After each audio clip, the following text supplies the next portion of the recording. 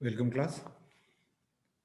आज इस चैप्टर के अंत में यानी कि हम फिजियोलॉजी पढ़ रहे थे एंडोक्राइन ग्लैंड्स की, अंतःस्रावी ग्रंथियों की कार्य की, और इसमें हम अंत में आ जाते हैं आइलेट्स ऑफ लैंगरहैंस या लैंगरहैंस के द्वीप समूह। इसमें हम देखेंगे कि ये कहाँ पाए जाते हैं, संरचनाएं किस प्रकार की हैं, ये इनके द्वारा कौन कौन से हार्मोन सिक्रीट किए जाते हैं और उन हार्मोन्स का फंक्शन क्या है।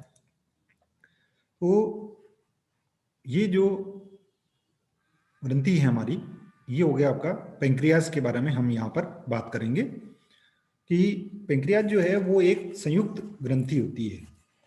संयुक्त ग्रंथि से क्या मतलब है हमारा कि जो अंतःस्रावी और बाह्यस्रावी exocrine as well as endocrine gland ये होती हैं, और बाह्य स्रावी के रूप में ये जो डाइजेस्टिव जूस है वो एंजाइम उनमें ये सिक्रीट करने का काम इसके द्वारा किया जाता है, और जो कि डाइजेस्टिव एंजाइम सिक्रीटिंग सेल्स जो हैं आपकी, ये आपके पाचक रस का श्रवण करती है, जो कि आपका पेंक्रियाटिक डक्ट के द्वारा आपका ग्रहणी के अंदर आकर के और ये खुलता है। ये कॉमन बाइल डक्ट के द्वारा गाल ब्लेडर और इसके ये मिला करके, और ये यहाँ पर पेंक्रियाटिक डक्ट दोनों मिल करके, और स्मॉल इंटेस्टाइन का अपर पार्ट जो इसको हम ड्यूोडेनम कह रहे हैं, इसको फिजियोलॉजी ऑफ डाइजेशन में हमने वहाँ पर डिटेल से इसके एंजाइम्स और उनके बारे में हमने पढ़ लिया था।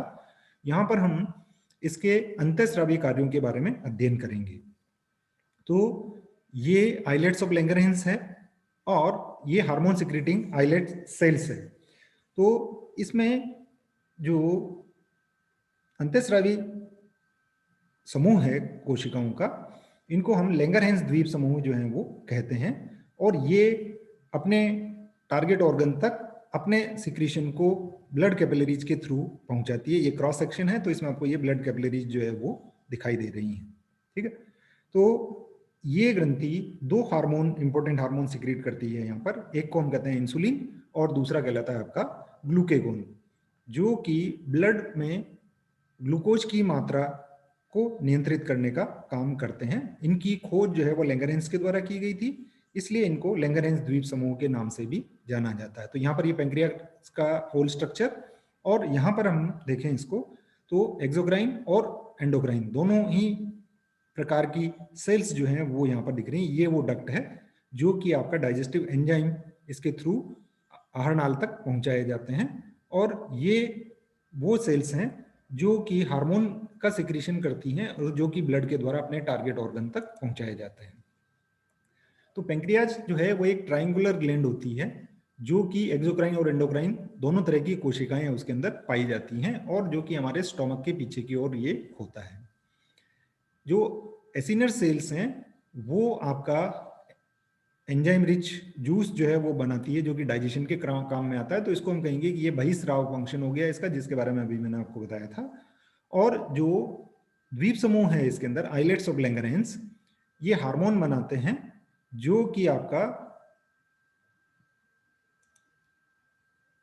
ग्लूकोज मेटाबॉलिज्म के अंदर ये काम करते हैं। तो पॉल लैंगरहैंस जो है वो एक जर्मन मेडिकल स्टूडेंट थे। इन्होंने डॉग में इसको 1869 में आइलेट्स ऑफ लैंगरहैंस को खोजा था, और उसके कारण से इसको लैंगरहैंस द्वीप समूह जो है वो कहा जाता है। लैंगरहैंस द्वीप समूह टोटल पेंक्रियाटिक मास का 1 to 2% पार्ट जो है ये बनाता है, और इसके अंदर ह्यूमन बींग्स की अगर हम बात करें तो इसके अंदर 1 से 2 मिलियन आइलेट्स जो हैं वो इसके अंदर पाए जाते हैं। ओके, इसमें 3 तरह की जो सेल्स आती हैं वो सिक्रीशन का काम करती हैं मुख्य रूप से। एक हो गई आपकी बीटा सेल्स जो कि इंसुलिन प्रोड्यूस करती है। किस प्रकार से करती है, क्या काम है, इसके बारे में हम डिटेल से यहाँ पर बात करेंगे। दूसरा हो गया आपका अल्फा सेल्स जो कि ग्लूकेगोन प्रोड्यूस करती है। तो यहाँ पर आपके केवल हम इन दो के बारे में ही चर्चा करेंगे, लेकिन हमें जान लेना चाहिए कि ये कुछ और भी हार्मोन जो है वो सिक्रीट यहाँ पर करता है। एक डेल्टा सेल्स होती है इसके अंदर जो कि सोमेटोस्टेटिन का सिक्रीशन करती है, और एक होती है एफ सेल जो कि आपका पेंक्रियाटिक पॉलीपेप्टाइड का सिक्रीशन करने का काम यहाँ पर ये करती हैं। ये काम आइलेट्स ऑफ लैंगरहैंस या लैंगरहैंस द्वीप समूह की कोशिकाओं के द्वारा किया जाता है। ध्यान रखने वाली बात यह है पॉल लैंगरहेंस नाम था इनका, जिन्होंने कि 1869 में इसको सबसे पहले देखा था। ओके, अब इसका परिवर्धन जो है वो किस प्रकार से होता है? परिवर्धन का अध्ययन हाउजे, बेरिंगटन, ग्रोबमैन और बर्न के द्वारा किया गया था, और इन्होंने ये कहा कि साइक्लोस्टोमेटा में जो अमोसिट लार्वा है उसके अंदर जो अग्र आंतरिकी श्लेष्मिक उपकला में धसे हुए लैंगरेंस के द्वीप समूह पाए जाते हैं, जो कि हमने यहाँ पर बता रखा है, इन म्यूकल एपिथेलियम ऑफ एंटीरियर मेजेंट्री। जबकि हायर कॉर्डेट्स में हम अगर देखें तो ये अग्नाशय में पाए जाते हैं। इनका ओरिजिन जो है, एंडोक्राइन सेल्स का ओरिजिन किस तरह से होता है? एलिमेंट्री केनाल की एंडोडर्म की आउटग्रोथ के द्वारा ये होता है, और जो मिक्स्ड ग्लैंड है both endocrine and exocrine function ये करती है। इसकी संरचना की अगर हम बात करें तो पेंक्रियाज जो है वो स्तनियों में हल्के पीले रंग का या गुलाबी रंग का ये होता है,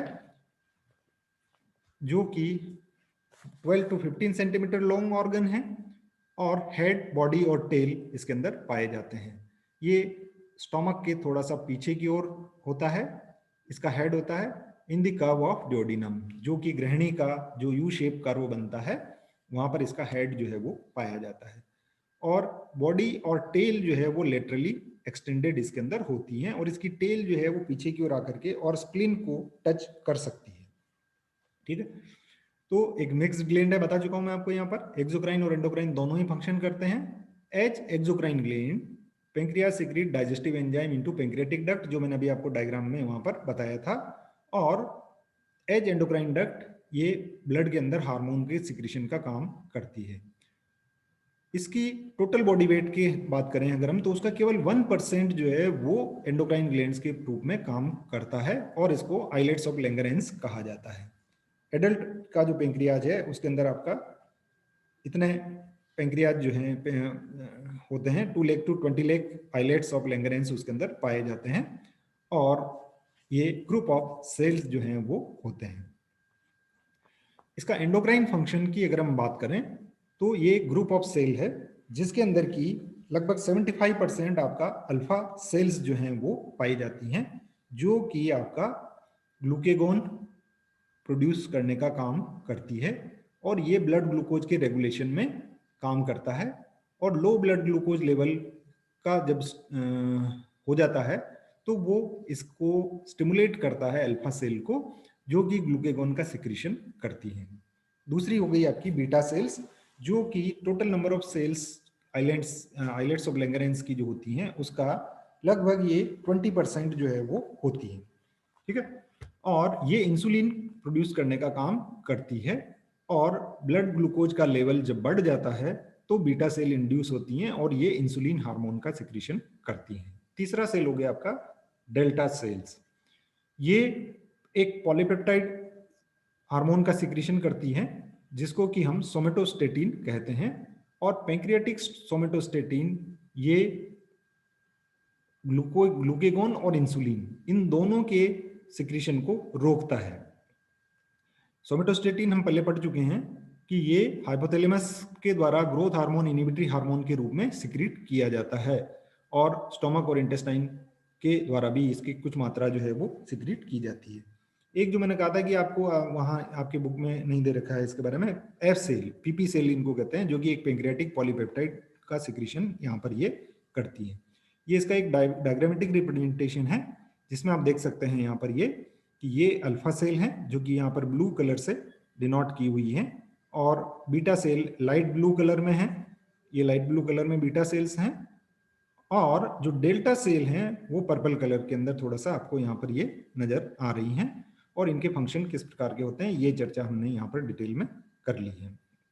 ओके, अब हम आते हैं कि हार्मोन जो सिक्रीशन जो है वो किया जाता है, तो 1 to 2% ऑफ पेंक्रियाज है।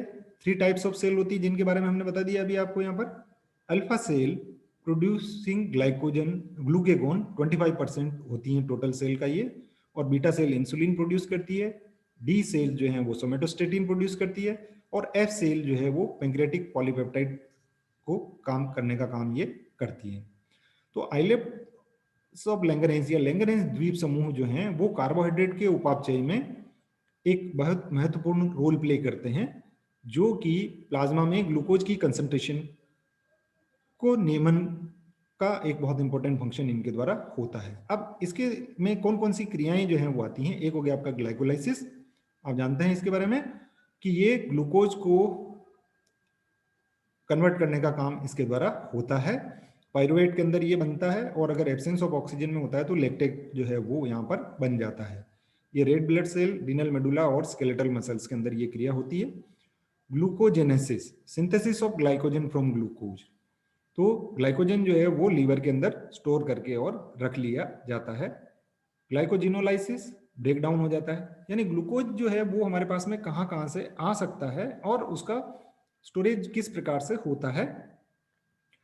इसी तरह से ग्लूकोनियोजेनेसिस, ये जो नॉन शुगर मॉलिक्यूल्स होते हैं जैसे अमीनो एसिड हुआ, लैक्टिक एसिड हुआ, ग्लिसरॉल हुआ, इससे ग्लूकोज के फॉर्मेशन की क्रिया ये होती है।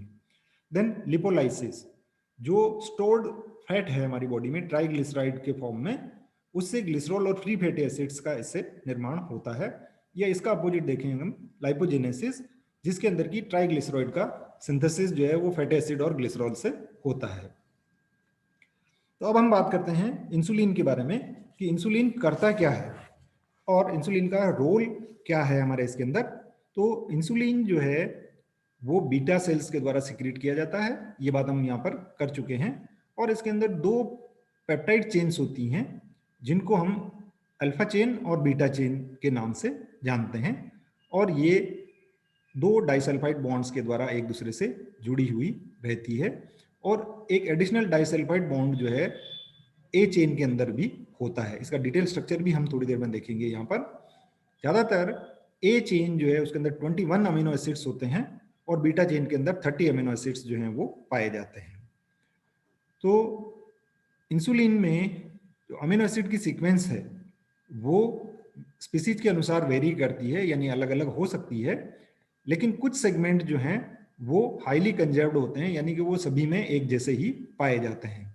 जैसे जो 3 डाइसल्फाइड बॉन्ड्स हैं उनकी पोजीशन दोनों सिरे ए चेन के और C terminal residue of the beta chain, ये जो है वो फिक्स पाई जाती हैं। बाकी की जो पार्ट हैं उनमें थोड़ा बहुत वेरिएशन जो है आपको देखने को मिल सकता है।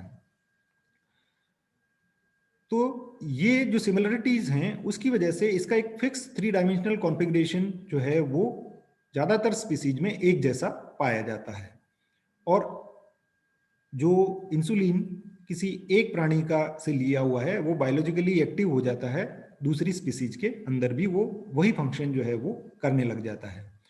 और जनरली जो पिग इंसुलिन है वो ह्यूमन पेशेंट्स को ट्रीट करने के लिए काम में लिया जाता है। तो इंसुलिन मॉलिक्यूल जो है उसके अंदर एक टेंडेंसी होती है कि ये डाइमर का फॉर्मेशन करता है, कब, जबकि इसको हम किसी सॉल्यूशन के अंदर रखते हैं।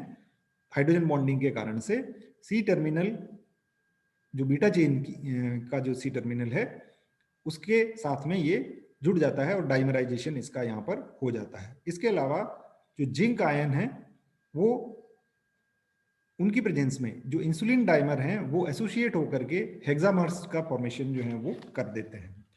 हिस्टोरिकल एस्पेक्ट देखें अगर हम, तो बेंटिंग ने 1921 में इसके फंक्शंस डिस्क्राइब किए थे और बेस्ट ने इसका जो फंक्शन है वो सेलुलर लेवल पर स्टडी किया था। अब ये काम किस प्रकार से करता है, तो इसके लिए दो मत जो हैं वो दिए गए हैं। उनमें से एक है आपका परिवहन परिकल्पना या ट्रांसपोर्ट हाइपोथेसिस। ट्रांसपोर्ट हाइपोथेसिस को अगर हम देखें तो ये इंसुलिन ग्लूकोज के कोशिका कला से परिवहन को प्रभावित करता है।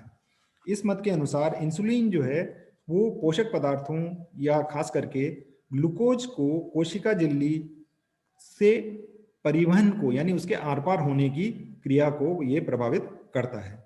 दूसरा जो है वो है आपका इंट्रा सेलुलर हाइपोथेसिस, या इसको आंतर कोशिकीय किण्वक परिकल्पना कहा जाता है। इस मत के अनुसार इंसुलिन हार्मोन किसी प्रकार कोशिकाओं में उपस्थित हेक्सोकाइनेज या ऑक्सीडेटिव फास्फोरिलेशन एक्टिविटी को प्रभावित करता है और इससे ये अपना प्रभाव जो है वो उत्पन्न करता है। हालांकि परिवहन परिकल्पना को अनेक वैज्ञानिकों ने समर्थन जो है वो दिया है, किंतु इसे पूर्ण रूप से नहीं समझाया गया है। जेई मेमरी ने अपने अध्ययन के दौरान पाया कि कशेरुकियों और स्तनियों में दोनों ही परिकल्पनाएं पूर्णतः संतोषजनक रूप से इनकी कार्यप्रणाली को हम नहीं समझा पाए हैं, किंतु इस हार्मोन द्वारा कोशिका स्तर पर प्रभावों का विस्तृत अध्ययन जो है वो किया जा चुका है। अब जो हम बात कर रहे थे कि दो चेन जो है वो इसके अंदर पाई जाती है, और हमने ये कहा था कि जो अल्फा चेन है आपकी उसके अंदर 21 अमीनो एसिड्स जो हैं वो पाए जाते हैं और बीटा चेन के अंदर 30 अमीनो एसिड्स जो हैं वो होते हैं। तो ये इस डायग्राम में हमने यहाँ पर ये जो 20 अमीनो एसिड्स हैं सीक्वेंस में इनको बताया है, और जो बीटा चेन है आपकी ये यहाँ पर है, और ये वो डाइसल्फाइड लिंकेज जहाँ पर बनते हैं, दो तो इन दोनों चेन के बीच में बनते हैं और एक हमने आपको ये कहा था कि एक ए चेन के भीतर भी इस सिस्टीन जो कि 6th पोजीशन पर है और जो सिस्टीन 11th पर है उनके बीच में इस प्रकार से बॉन्डिंग जो है वो हो सकती है। ठीक है, ये स्ट्रक्चर वाले पार्ट हो जाता है इसका, और यहाँ इसको स्ट्रक्चरली इसको हम और डिटेल में दिखा सकते हैं। जो डाइसल्फाइड बॉन्ड की हम बात कर रहे थे कि ये आपका ए चेन है और ये बी चेन है, ये इसके अंदर ये पूरे 21 अमीनो एसिड्स हैं, ये इसका सी टर्मिनल है, ओके, और ये इसका सी टर्मिनल है। तो हमने आपको ये कहा है कि दो बॉन्ड जो हैं वो ए और बी के बीच में, अल्फा और बीटा चेन के बीच में बनते हैं, जो कि 20 और 19 अमीनो एसिड्स के बीच में, और 6 और इसका 7th जो सिस्टीन है उनके दोनों, इसका 7th और इसके 7th पर जो सिस्टीन है उनके बीच में ये बनता है। क्लियर? ओके, तो ये स्ट्रक्चर की बात हो जाती है। और अब ये फंक्शन जो है वो किस प्रकार से करता है, इसके फंक्शन क्या है। तो हमारा डाइजेस्टिव सिस्टम, हम जो भोजन कर रहे हैं उसमें जो कार्बोहाइड्रेट ले रहे हैं उसको ये ग्लूकोज के अंदर बदलता है, और ये ग्लूकोज छोटी आंत के द्वारा ब्लड के अंदर अवशोषित हो जाता है और वहां सेल्स को डिस्ट्रीब्यूट हो जाता है। तो कोशिकाओं के द्वारा ग्लूकोज या ब्लड शुगर जिसे हम कह रहे हैं उसको अवशोषित करने और ग्लूकोज से एनर्जी जनरेट के लिए इंसुलिन का होना वहां पर आवश्यक हो जाता है। इंसुलिन क्या करता है कि ये यकृत कोशिका, मांसपेशी और वसा ऊतक द्वारा रक्त से ग्लूकोज को ग्रहण करके ग्लाइकोजन में परिवर्तित करने का कारण जो है ये बनता है, यानी इसके कारण से ये होता है, और ग्लाइकोजन को लीवर के अंदर या मांसपेशियों में ऊर्जा के स्रोत के रूप में स्टोर करके और रखा जा सकता है। इंसुलिन वसा का उपयोग ऊर्जा के रूप में करने से रोकता है, यानी ये लिपोलाइसिस को रोकता है। अगर इंसुलिन की कमी हो जाती है या अनुपस्थित हो जाती है तो शरीर की कोशिकाओं के द्वारा ग्लूकोज का अवशोषण नहीं किया जाता है, और इस स्थिति में शरीर ऊर्जा के स्रोत के रूप में वसा का उपयोग करना शुरू कर देता है, जो कि हमारे शरीर के लिए हानिकारक हो सकता है। इंसुलिन दूसरे जो बॉडी सिस्टम है उनको भी नियंत्रित करने का काम करता है। ये अमीनो एसिड को नियंत्रित करता है और ब्लड शुगर को बहुत अधिक, जिसको कि हम हाइपरग्लाइसीमिया कहते हैं, या बहुत कम हाइपोग्लाइसीमिया होने से ये रोकता है। तो ये कई एनाबॉलिक इफेक्ट भी दर्शाता है, और बोन की ग्रोथ और मांसपेशियों की वृद्धि का एक बहुत बड़ा कारण जो है वो ये बनता है। अब इंसुलिन का जो सिक्रीशन है उसका रेगुलेशन किस प्रकार से होता है, कि कौन कौन से फैक्टर जो हैं वो इंसुलिन के सिक्रीशन को बढ़ाते हैं, वो हमने इस स्लाइड के अंदर बताया है कि serum glucose, amino acid, fatty acid और सीरम में पाई जाने वाली कीटोन बॉडीज, ये इसको बढ़ाती हैं, और कुछ हार्मोन भी इसके सिक्रीशन को स्टिमुलेट करते हैं। एक आपका हो गया gastro inhibitory peptide, glucagon, gastrin, cholecystokinin, secretin, और वैसो एक्टिव इंटेस्टाइनल पेप्टाइड और एपिनेफ्रिन। और एक आपका जो पैरासिम्पैथेटिक नर्वस सिस्टम है वो इंसुलिन के सिक्रीशन को स्टिमुलेट करता है, जबकि ग्लूकोज, अमीनो एसिड और फैटी एसिड्स ये इनहिबिशन करने का काम करते हैं, और इसी तरह से सोमेटोस्टेटिन और एपिनेफ्रिन ये इसका इनहिबिशन करने का काम करता है। और नर्वस सिस्टम की बात करें तो सिंपैथेटिक नर्वस सिस्टम इसमें काम करता है। ये रिलेशनशिप है इसका कि प्लाज्मा में ग्लूकोज का लेवल जब बढ़ता है तब इंसुलिन का सिक्रीशन किस प्रकार से बढ़ता है। तो आप देख रहे हैं यहाँ पर कि जैसे जैसे प्लाज्मा ग्लूकोज का लेवल जो है वो बढ़ता जाता है तो इंसुलिन का सिक्रीशन भी बढ़ता जाता है। और ग्लूकोज इन्फ्यूजन की अगर हम बात करें यहाँ पर, तो ये प्लाज्मा इंसुलिन का लेवल है और इधर आपका ग्लूकोज जो है वो पॉजिटिव ऑफ इंसुलिन, और ये release of already synthesize and stored insulin. तो इसको हम इन दो चीज़ों से कोरिलेट कर सकते हैं। अब हम आ जाते हैं दूसरे हार्मोन के ऊपर, जो कि है आपका ग्लूकेगोन। तो इसके हमने बात करी थी कि ये अल्फा सेल्स के द्वारा सिक्रीट जो है वो किया जाता है। इसको हाइपरग्लाइसिमिक ग्लाइकोजिनोलाइटिक कारक या HGF hyper glycaemic glycogenolytic factor HGF के नाम से भी जाना जाता है। और इस हार्मोन का जो हाइपरग्लाइसीमिया है उसके ऊपर प्रभाव का अध्ययन किम्बल और मर्लिन ने 1923 में किया था। ठीक है, तो ये एक 29 अमीनो एसिड का बना हुआ पॉलीपेप्टाइड हार्मोन होता है, जो कि आपका प्रोटीन हाइपरग्लाइसेमिक एजेंट जो है वो होता है, अल्फा सेल के द्वारा बनाया जाता है। और इसका टारगेट जो है वो लीवर होता है, जहां पर कि ये आपका प्रमोट करता है glycogenolysis, breakdown of glycogen to glucose, then gluconeogenesis, synthesis of glucose from lactic acid and non carbohydrate sources, जो कि कार्बोहाइड्रेट नहीं है उनसे ग्लूकोज का निर्माण जो है वो होता है। और ब्लड में ये लीवर सेल से ग्लूकोज को मुक्त करवाने का काम करता है।